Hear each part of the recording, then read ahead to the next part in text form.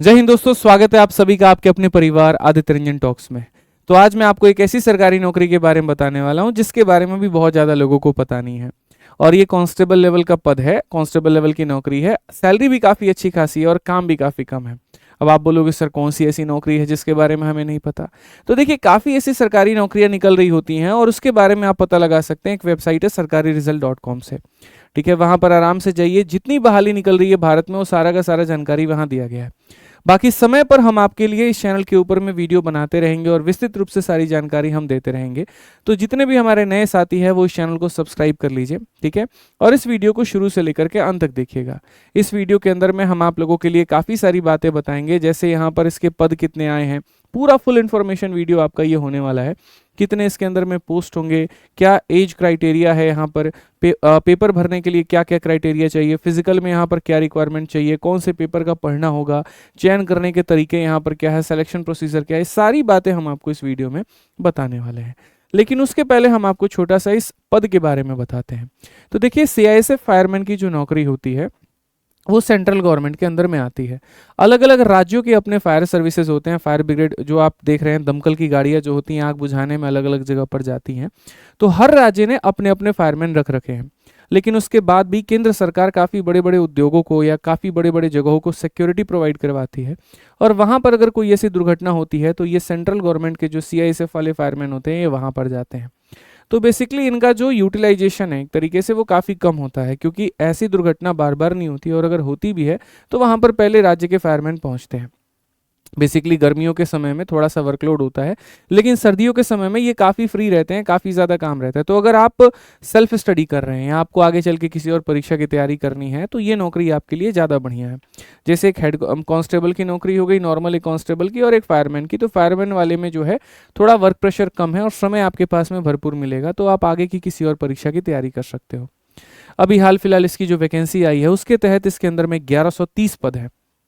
और ये 1130 पद की अगर हम बात करें यहाँ पर, ठीक है, तो ये जो पद है ये कहीं ना कहीं थोड़ा सा एक नोटिफिकेशन, जब मैंने इसके बारे में डिटेल में जब मैंने पढ़ाई की क्लाइंट जब मैंने पढ़ी तो उसमें यहाँ पर ये बताया गया कि ये पद आपके अस्थायी हैं। हालांकि बाद में जाकर के इनको परमानेंट कर दिया जाएगा।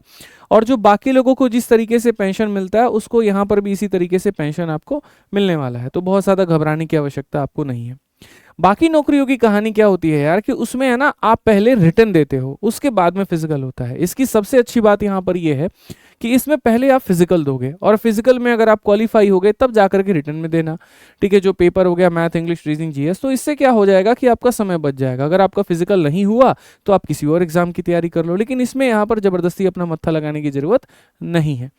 ठीक है, अब ये जो वैकेंसी आई है आपकी, जरा यहाँ पर ये देख लीजिए कैसे है और क्या है।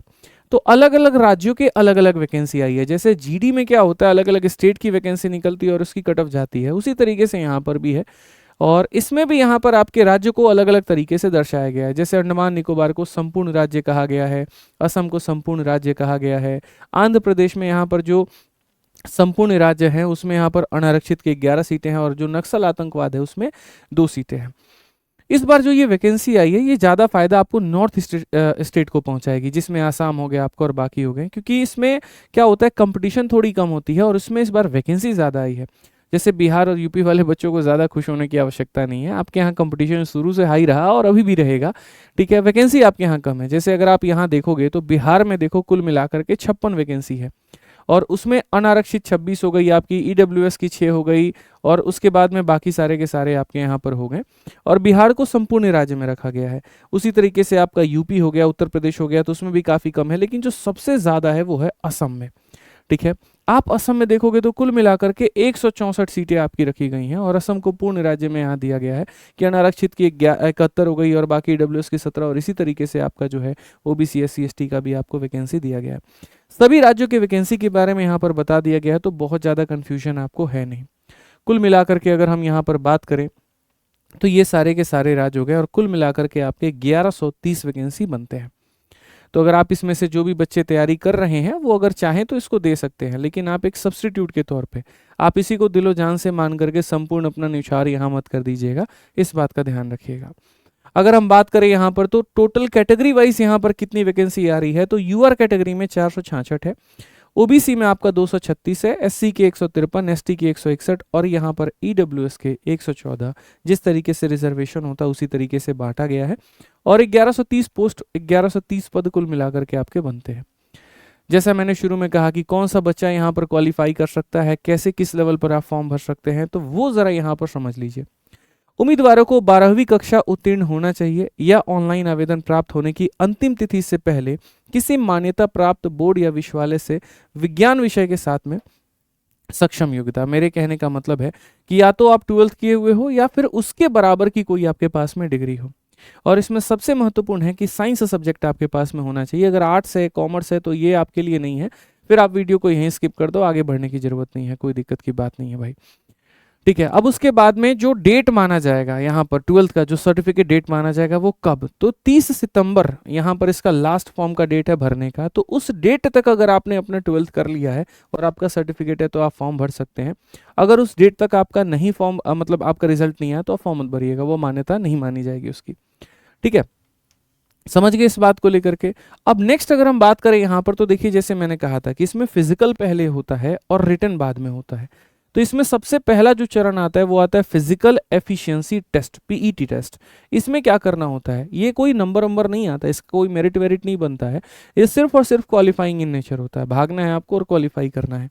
तो सबसे पहले बात करें तो there are no marks for the physical efficiency test, सिर्फ और सिर्फ ये क्वालिफाइंग होता है। और पीटी में आपको क्या होता है, तो आपकी एफिशिएंसी और क्षमता देखी जाती है। कुल मिलाकर के इसमें रनिंग करवाई जाती है और 5 किलोमीटर की भागम भाग होती है और 24 मिनट का आपको समय दिया गया होता है कि 24 मिनट के अंदर में आपको भागना है। ठीक है, नेक्स्ट आ जाता है आपका पीएसटी यानी फिजिकल स्टैंडर्ड टेस्ट, जिसमें आपके शरीर की मेजरमेंट होगी यहाँ पर। ठीक है, कि आपका जो है हाइट कितना है और क्या है। तो उसमें रिक्वायरमेंट यहाँ पर क्या कहा गया है, तो जो जनरल कास्ट के बच्चे हैं उनके लिए 170 सेंटीमीटर की हाइट चाहिए और जो सीना है वो आपका 80 से 85 चाहिए। बाकी candidate belonging to hill area of the Garhwal, Kumaon, Himachal Pradesh, Gorkha और ये सारे लोगों के लिए 165 की हाइट आपकी हो और यहाँ पर इतना आपका चेस्ट हो।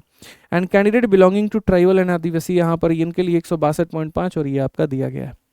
ये जो सबसे पहले होता है आपका फिजिकल में रनिंग कराने के बाद में, तब आपकी ये पूरी पूरी बॉडी की मेजरमेंट होती है। और अगर आप ये 2 चरण को क्वालिफाई कर लेते हो तब उसके बाद में आपका पेपर होता है। और पेपर में आपके वही 4 सब्जेक्ट पूछे जाते हैं, आपका मैथ हो गया, इंग्लिश हो गया, रीजनिंग हो गया, जीएस हो गया। जिस तरीके से आपका सीजल का पैटर्न होता है वैसे ही यहाँ पर 25 सवाल होंगे आपके और एक एक सवाल आपका एक एक नंबर का होगा। तो 100 सवाल आपके हो गए और 100 नंबर का आपका पेपर हो गया। अभी जब ये आपकी नोटिफिकेशन आई है तो इसमें कहीं पर भी ये जिक्र नहीं हुआ है कि ये आपका पेपर या तो ऑफलाइन कंडक्ट होगा पूरी तरीके से या ऑनलाइन होगा। इसमें यहाँ पर बस इतना कहा गया कि देखिए हम पेपर चाहे तो ओएमआर पर करवा सकते हैं, मतलब ऑफलाइन भी करवा सकते हैं, और हम चाहे तो इसे ऑनलाइन भी करवा सकते हैं। सबसे अच्छी बात यहाँ पर यह है कि कोई नेगेटिव मार्किंग इसके अंदर में कहीं पर नहीं है। तो आप यहाँ पूरा का पूरा पेपर अटेम्प्ट करके, और आमतौर पर लोग पूरा पेपर ही अटेम्प्ट करके आते हैं। ठीक है, नेक्स्ट बात करें तो ये ड्यूरेशन जो समय दिया गया है यहाँ पर 2 घंटे दिए गए हैं और सीजल में जो समय दिया जाता है वो आपका पूरा का पूरा 1 घंटा रहता है। 1 घंटे के अंदर में सारे पेपर आपको हल करने हैं। तो चूंकि 12th लेवल पर है ये पोस्ट और सीएचएसएल के बराबर के आपके सवाल पूछे गए हैं, सिलेबस भी आपका पूरा का वही है जो एसएससी सीजीएल का है, सीएचएसएल का है। हाँ, ये है कि इसमें मैथ्स जो है वो आपका एलिमेंट्री मैथमेटिक्स है, अरिथमेटिक है, पूरा एडवांस आपका नहीं आने वाला है। बाकी सारा सिलेबस आपका सेम है और समय काफ़ी अच्छा खासा आपको मिल जाता है। एज की अगर हम बात करें तो यहाँ पर कहा गया the candidate must fall between 18 to 23, 18 से 23 साल की उम्र आपकी हो। और जैसा मैंने कहा था कि फॉर्म भरने के लास्ट डेट के ऊपर में ही आपका जो 12th का मार्क्स है या 12th के जो आपकी डिग्री है वो माना जाएगा और आपकी एज मानी जाएगी। हालांकि इसमें हमेशा की तरह रिलैक्सेशन भी है, जो छूट मिलती है बच्चों को अलग अलग कोटा के माध्यम से वो भी यहाँ दिया गया है। और वो है SC ST के बच्चों को 5 साल का रिलैक्सेशन मिलेगा, एक्स सर्विसमैन वालों को 3 साल का, OBC वालों को 3 साल का। ठीक है, और यहाँ पर children and dependents of victim killed in 1984 rights और कम्युनल राइट्स ऑफ 2002 इन गुजरात। तो ये गुजरात दंगों में जिनके बच्चे मतलब जो मर गए थे तो उनके बच्चों को यहाँ पर जो है इतने इतने साल का रिलैक्सेशन यहाँ पर मिलने वाला है। ठीक है, जो सिलेक्शन की प्रक्रिया है वो हमने आपको बता दिया पूरा का पूरा कि पहले उम्मीदवारों को उनकी शारीरिक फिटनेस और सहन शक्ति का आकलन करने के लिए शारीरिक दक्षता यानी पीटी से गुजरना होगा। ठीक है, दूसरा जो चरण होगा वो होगा शारीरिक मानक परीक्षण यानी PST, जहां पर आपके हाइट और चेस्ट की मेजरमेंट की जाएगी। फिर उसके बाद में दस्तावेज सत्यापन होगा, आपका डीवी होगा, मतलब डॉक्यूमेंट वेरिफिकेशन आप कह सकते हैं। जो उम्मीदवार पीटी और पीएसटी राउंड के अहत प्राप्त करते हैं उन्हें विभिन्न परीक्षा केंद्रों पर आयोजित होने वाले दस्तावेज सत्यापन राउंड के लिए उपस्थित होना होगा। और इसमें जो ये लोग बुलाएंगे वो एकदम डबल बुलाएंगे, जैसे 1130 अगर वैकेंसी है तो उसका डबल 2260 लोगों को बुलाएंगे, ठीक है। और 2260 लोगों को बुलाने के बाद में लगभग आप ऐसे मान के चलिए सबका डीवी होगा, बाद में मेरिट वेरिट बनेगी आपकी। और जब ये आपका मेडिकल होगा, तो मेडिकल जब होगा ना तो उसके बाद में डीवी के बाद में आपका मेडिकल होगा, देख लीजिए यहाँ पर। तो 2260 लोगों के करीब में आपको बुलाया जाएगा, फिर उसके बाद में आपका मेडिकल होना है। और मेडिकल होने के बाद में जो लास्ट स्टेज है ओएमआर देने के बाद में मेडिकल होगा, ठीक है, मतलब पेपर वेपर दे दोगे। पहले डीवी हो जाएगा, डीवी के बाद में फिर आपका यहाँ पर ऑनलाइन बेस्ड परीक्षा होगी, जिसमें मैंने आपसे कहा ही था यहाँ पर कि पिछले 3 चरणों में उत्तीर्ण होने के बाद में शॉर्टलिस्ट किए गए उम्मीदवार को 100 अंकों की ओएमआर आधारित परीक्षा में शामिल होगा। और जरूरी नहीं है यहाँ पर कि ये ओएमआर हो, मैंने हमेशा कहा कि ये पेपर ऑफलाइन भी हो सकता है, ऑनलाइन भी हो सकता है। तो पहले आपका पीईटी, फिर उसके बाद में पीएसटी, फिर उसके बाद में डॉक्यूमेंट वेरिफिकेशन, फिर उसके बाद में आपकी ऑनलाइन की परीक्षा होगी। और ये सारा होने के बाद में तब लास्ट में आपका यहाँ पर मेडिकल एग्जामिनेशन होगा। मेडिकल में ही ये दोगुना बच्चों को बुलाने वाले हैं। यहाँ पर अगर 1130 वैकेंसी है तो उसका डबल 2260 लोग आएंगे, ठीक है। और उसमें से काफ़ी लोग ऐसे होंगे जो मेडिकल में छट सकते हैं, क्योंकि सीआईएसएफ की है तो थोड़ी सी यहाँ मेडिकल कठिन होगी। और जो बाकी लोग बच जाएंगे, जैसे मानो 1500 लोग बच गए, 1600 लोग बच गए, तो क्या किया जाएगा, फिर वहां पर एक और मेरिट बनाई जाएगी और उस मेरिट के आधार पर फाइनली जो है थोड़ा सा हाई करके और 1130 बंदों को ले लिया जाएगा और उनकी ज्वाइनिंग लेटर मिल जाएगी, ठीक है। तो इस तरीके से ये पूरा का पूरा आपका ये वैकेंसी आया हुआ था।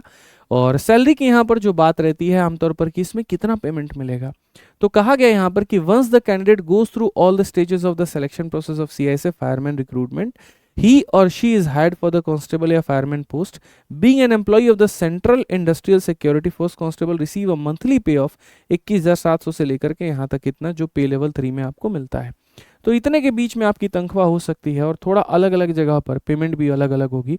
नक्सल क्षेत्रों में जो पेमेंट होती है वो आमतौर पर ज़्यादा होती है और बाकी क्षेत्रों में जो पेमेंट होगी जनरल एरिया में वो थोड़ा कम रहेगी, ठीक है। तो जिस तरीके से आप अपने सीजल की, सीएचएसएल की बाकी परीक्षाओं की तैयारी कर रहे हैं, जो सिलेबस है आपका लगभग यहाँ पर वही है, तो आप बड़े आराम से जो है इसकी तैयारी कर सकते हैं। और इसका जो लिंक है, फॉर्म भरने का लिंक है, वो हम अपने डिस्क्रिप्शन में डाल देंगे, तो वहाँ से क्लिक करके आप इस फॉर्म को भी भर सकते हैं।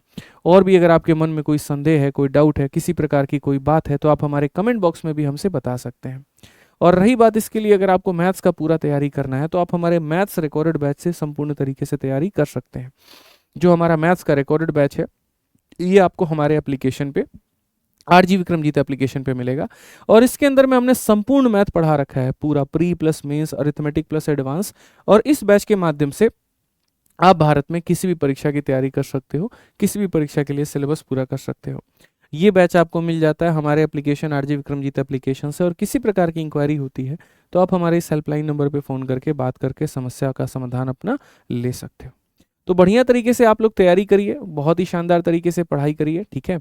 और अगर किसी प्रकार की प्रैक्टिस करने की आवश्यकता है तो जैसे अभी हमने जीडी की किताबें निकाली हैं, दो बड़ी शानदार, आप इन किताबों से भी प्रैक्टिस कर सकते हैं। बाकी आपके मन में किसी प्रकार का कोई भी डाउट है तो हमेशा की तरह कमेंट बॉक्स में ज़रूर बताइएगा, उसका बस समाधान हम लोग करेंगे भाई, ठीक है। मिलते हैं अगली वीडियो में। और बाकी अगर आप कोई और टॉपिक के ऊपर में भी मुझसे वीडियो चाहते हैं तो कमेंट बॉक्स में वो भी लिख करके बताइएगा, ठीक है। जय हिंद।